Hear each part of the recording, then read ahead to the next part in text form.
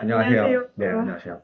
네, 반갑습니다. 네, 출연해 주셔서 감사합니다. 네, 감사합니다. 먼저 책 많이 읽으시는 분은 다 아시는 김주영 기자님 한번 보시죠.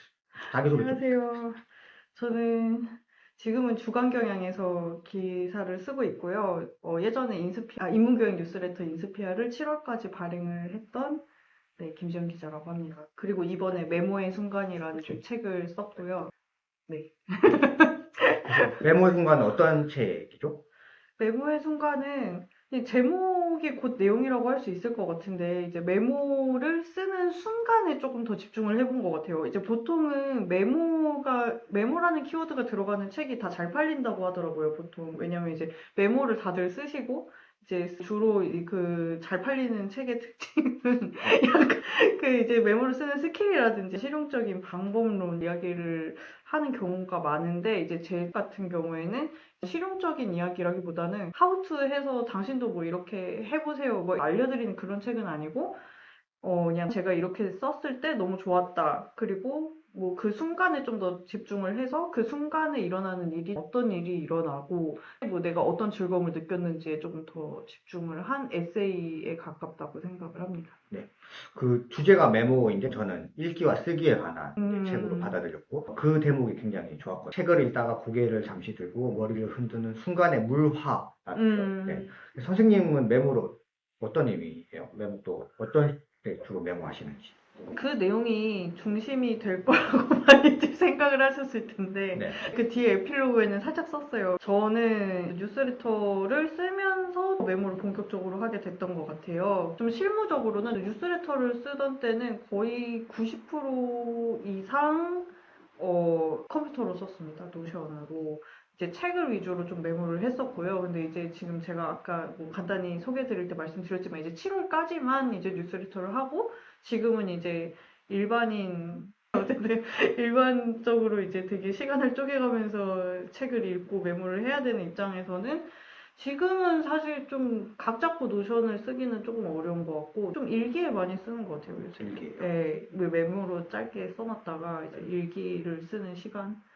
사실 일기 쓰는 시간도 확보하기가 좀 어렵거든요. 예, 정신이 없고 막 이러다 보니까. 그 일기도 말씀하셨지만 이 메모의 순간은 다양한 식의 글이 있고 네. 역사가 또 담겨 있잖아요. 네. 서강문도 그래서 네. 이 책은 또 일기의 역사라고도 저는 받아들였거든요. 혹시 이 책을 위해서 자료 조사를 하신 거예요? 저 자료 조사를, 그러니까 이 전작 그 유유에서 지금도 책에서만 예, 얻을 수 있는 거, 저 때도 마찬가지였는데 자료 조사를 이 책을 위해서 따로 하지는 않았어요. 오히려 털어내는데 시간이 많이 걸려요. 자랑이라기보다는 좋아하면 자연히 강박이 되는 것 같거든요. 저는 독서도 어떻게 보면 하나의 강박인 것 같아요. 이게 저도 메모를 쓸 때, 그러니까 필사 겸 메모를 저는 보통 하는 편이에요. 필사를 할 때도 원래는 한 줄만 하려고 했는데 쓰다 보니까 다 좋아가지고 막 몇 페이지를 그냥 계속 내리 필사를 하는 경우도 있고, 보다는 그냥 예전에 제가 읽었었던 책들 가운데서 아무래도 좀 제가 이렇게 읽고 쓰기에 좀 관심이 있다 보니 뭐 인스피아를 쓰기 위해서 읽었던 책들, 혹은 뭐 제가 틈틈이 그냥 읽고 싶어서 이 책은 재밌겠다 해서 읽었던 그런 책들에서 거의 다 뽑아낸 것 같아요. 네. 이 책의 또 장점 중에 하나가 다양한 책을 또 네네. 내용을 소개해 주니까 또 네. 읽고 싶어지더라고요. 메모라는데 함몰되지 말고 어떤 책 읽고 싶은지 물을 때 이런 책 읽어봅시라고 하는 용도도 있는 것 같습니다. 사실 제 책보다도 이렇게 인용한 책들이 다 좋은 책이어가지고. 이 책도 다. 네.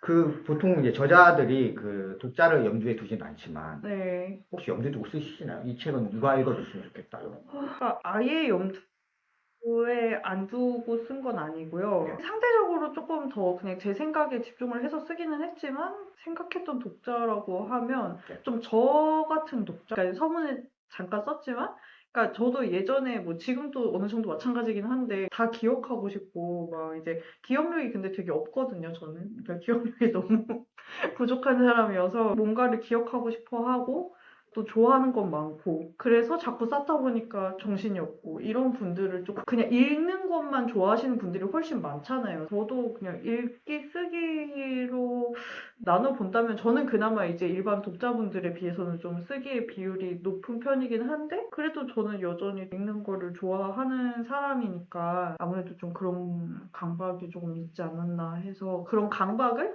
단순히 요새 막 유행하는 몇 기가바이트짜리 뭐 메모 공간을 해서 뭐 그거를 구조화해서 자연히 뭐 AI로 막 이렇게 불러내고 소환하고 그런 시멘틱 뭐 그런 거 있잖아요. 그런 식으로 해결을 하기보다는 그게 해결이 되는지도 모르겠고요. 사실 뭐 이제 뭐 몇십 기가를 제가 읽었던 책을 혹은 읽지 않은 책을 다 그렇게 데이터화를 해놓는다고 해서 저한테 그게 의미가 있다고 할 수는 없는 것 같거든요. 적당히 뭐 이런 식으로 뭐 그냥 사부작 가끔은 그 메모 더미에 깔리기도 하면서 기억도 안 나서 짜증내기도 하면서 그럼에도 불구하고 어떻게 하면 좀 더 의미 있는 또 그리 즐겁게 또 읽고 쓸 수 있는지에 대해서 그냥 그 자체에 대해서 좀 고민을 해보고 싶었어요. 왜 우리가 굳이 저렇게 최첨단 메모 서비스를 이용을 해야 할까?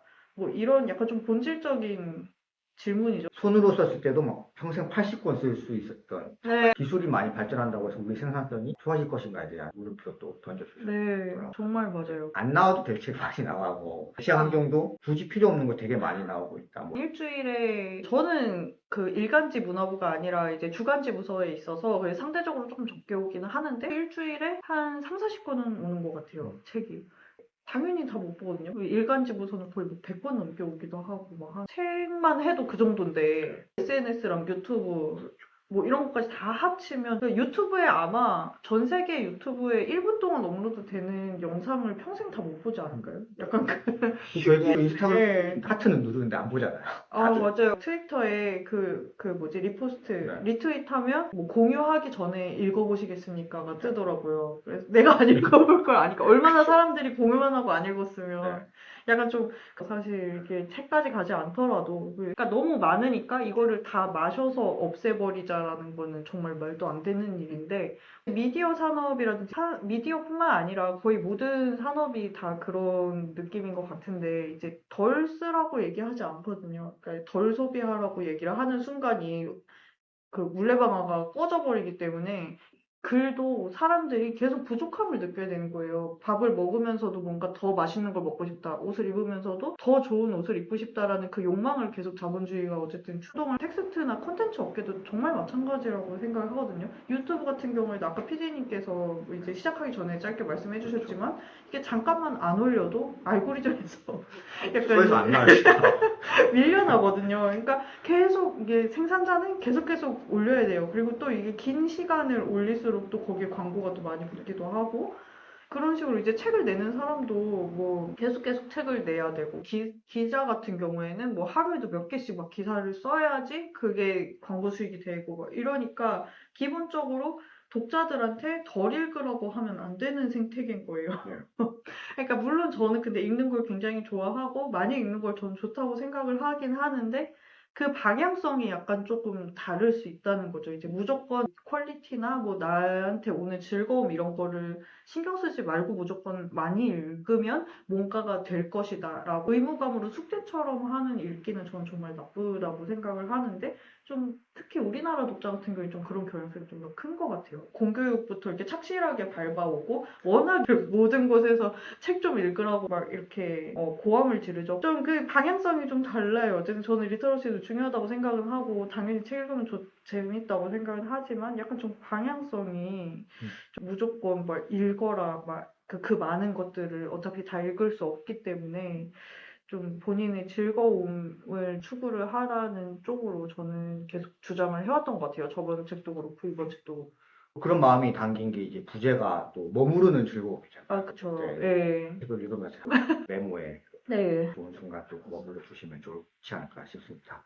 머무른다는 거가 사실 이게 그 메모와 순간이라는 게 그러니까 제가 에필로그에 두 가지 동사가 그냥 핵심이라고 말씀을 드렸거든요. 이제 머무르다랑 낚아채다 이 두 가지인데 그러니까 메모를 하려면 그 순간 동안은 저는 책을 못 읽는 거라고 생각을 하거든요. 그러니까 관찰을 잠깐은 정지를 해야지 머물러야지, 그러니까 인풋 잠깐 꺼야지 메모가 가능하다고 생각을 해서 24시간 동안 계속 책만 읽으면, 그러니까 밥 먹는 시간 빼고 계속 책만 읽으면 메모를 할 시간은 없어요. 그러니까 그 시간 동안은 어쨌든 책을 읽는 것조차도 잠깐 꺼놔야 되는 시간이고, 뭐 무조건 많이 읽자, 많이 쌓자 그런 거랑은 조금 다르죠. 저는 느끼기에는 책을 둘러싼 게 음, 다채로워진다는 생각만 들더라고요.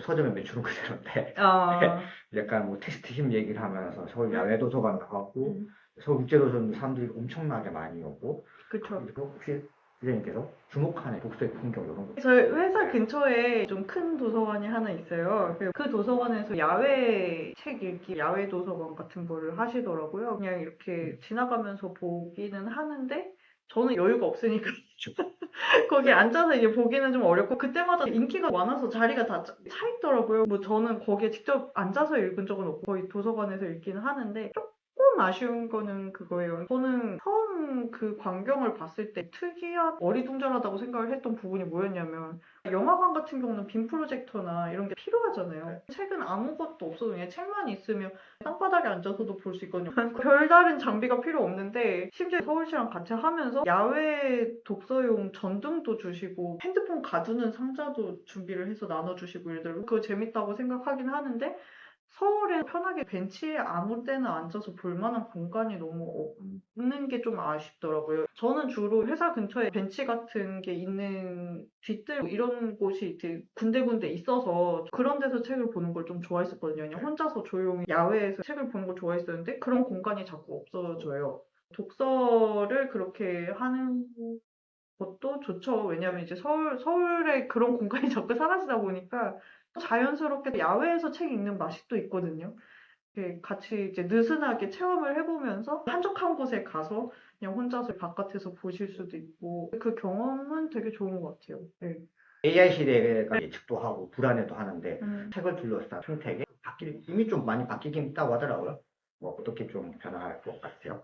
제가 출판계에 있는 사람은 아니어서 이제 네. 출판계가 구체적으로 어떻게 바뀔지는 잘 모르겠기는 한데 좀 창작자로서 기자님은 글을 쓰시니까 챗GPT를 많이 활용을 잘 해서 쓰시는 분들도 꽤 계시는 것 같아서 SNS 같은 걸 보면. 근데 네.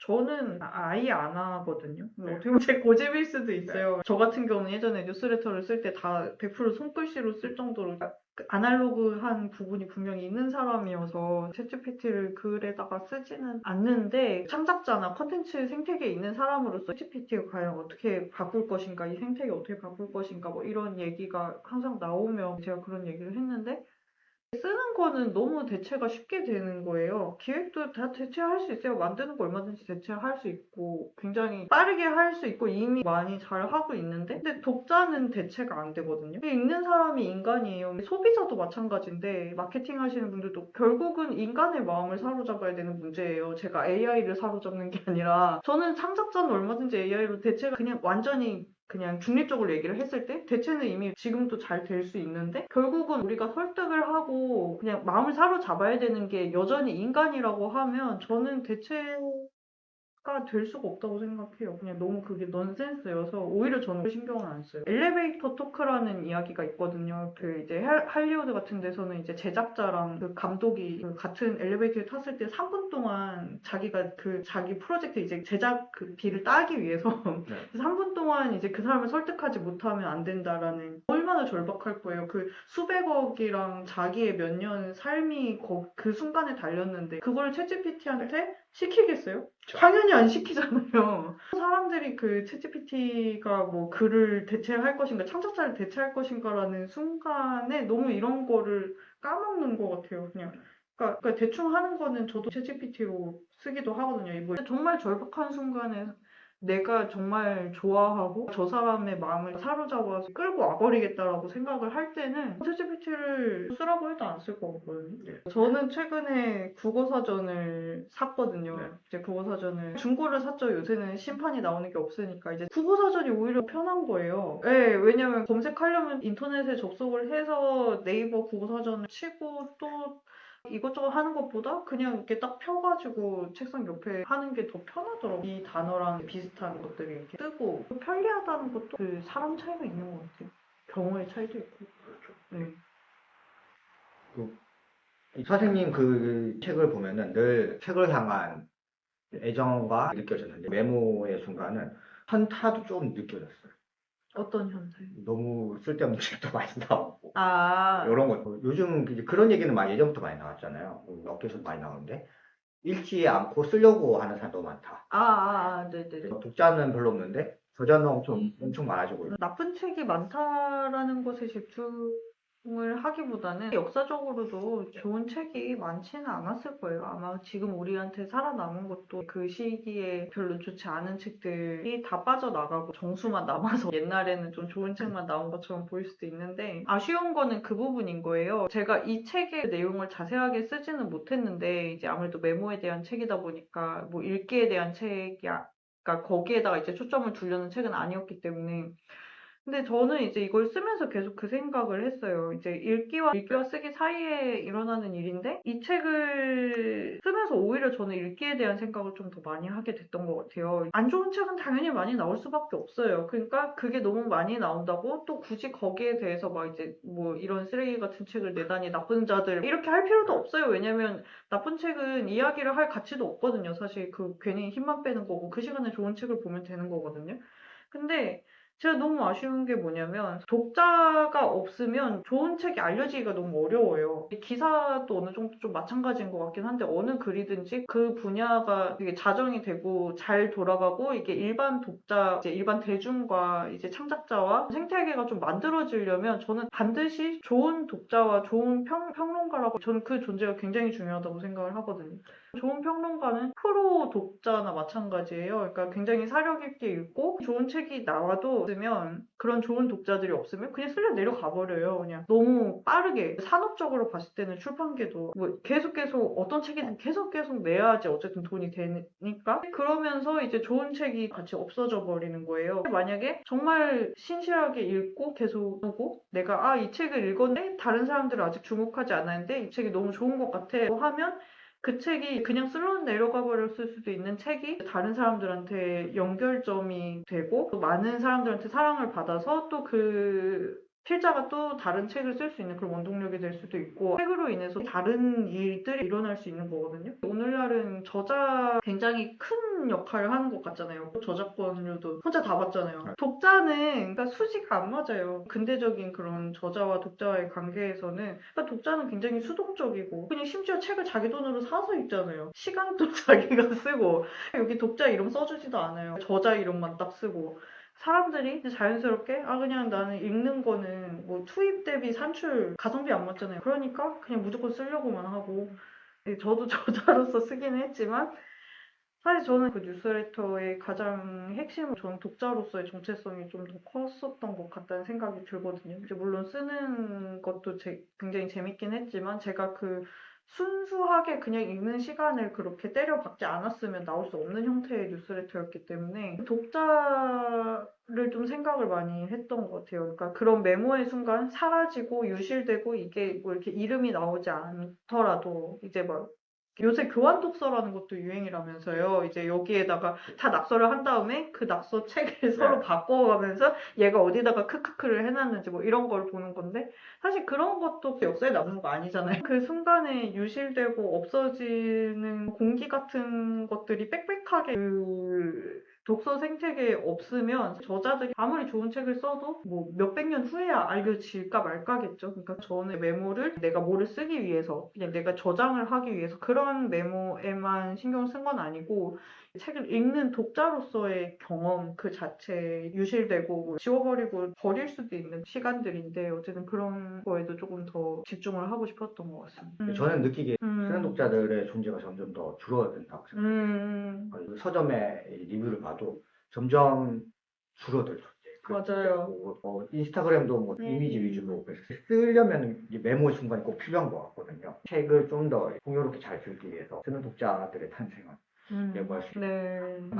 마지막으로 질문 드릴 것은 네. 제니께 인스피아는 무엇이었고 또 앞으로 해보고 싶은 작업 궁금합니다. 인스피아를 마지막 회를 보내드렸던 게 7월 말이었어요. 8월부터 제가 주간지구서로 다시 와서 지금 벌써 3달쯤 다 돼가고 있네요. 근데 그러니까 그 시간이 대체하기가 어려웠던 시간이라는 생각이 분명히 들고요.